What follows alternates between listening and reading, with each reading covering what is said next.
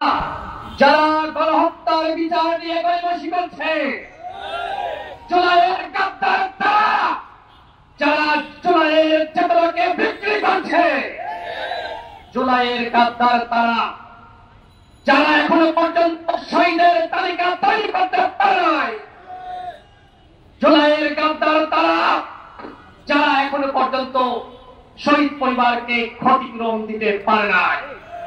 এই সরকারের উপদেষ্টাদের মধ্যেও জুলাইয়ের গাদ্দাররা রয়েছে, যারা আওয়ামী লীগের নিষিদ্ধের ব্যাপারে জনগণের সাথে প্রহসন করেছে।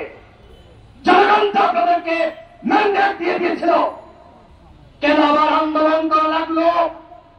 যে আওয়ামী লীগ বাংলার মাটিতে রাজনীতি করতে পারবে না, এদেশের জনগণ 5 আগস্ট রায় দিয়ে দিয়েছে আওয়ামী লীগ নিষিদ্ধ।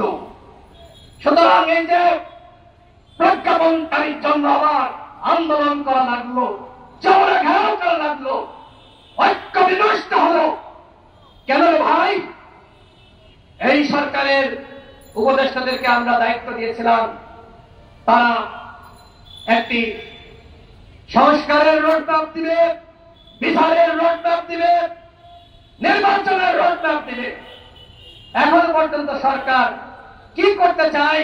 কবে বিচার হবে, কবে নির্বাচন হবে, কবে রাষ্ট্র সংস্কার হবে, এখনো পর্যন্ত তার পরিকল্পনা প্রকাশ করতে পারে নাই।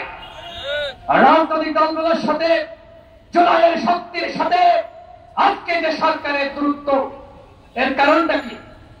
জুলাইয়ের সমস্ত শক্তিকে দূরে ফেলে দিয়ে কতিপয় কথিত মাস্টার মাইন্ডের পরামর্শে তারা সরকার পরিচালনা করতে গিয়েছিল, আর আমরা দেখলাম তাদের ব্যর্থতা।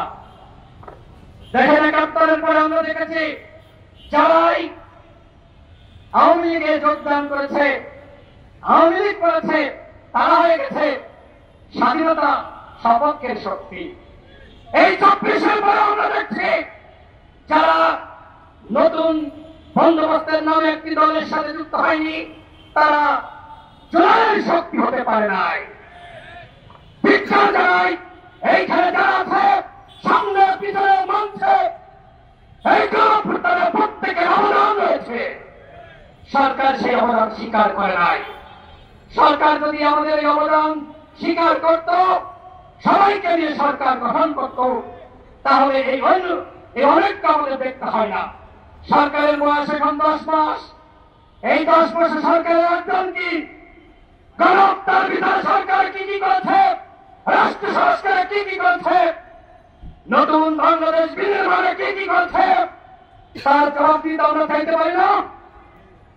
এখন যখন সমালোচনা করা হয় সরকারের কতিপয় উপদেষ্টাকে নিয়ে, যারা ছাদের বান্দানদের জামিন করেছে, যারা আওয়ামী লীগের লুটেরা নসরুল হামিদ বিপুল সম্পদ পাহারা দিচ্ছে, যারা আওয়ামী লীগের পুনর্বাসনের সাথে জড়িত, যারা রিফাইন্ড আওয়ামী লীগ গঠনের সাথে জড়িত ছিল, ওই উপদেষ্টাদের নিয়ে সমালোচনা করলে এখন বলা হচ্ছে যে আমাদের কার্যক্রমে বাধা দেওয়া হচ্ছে।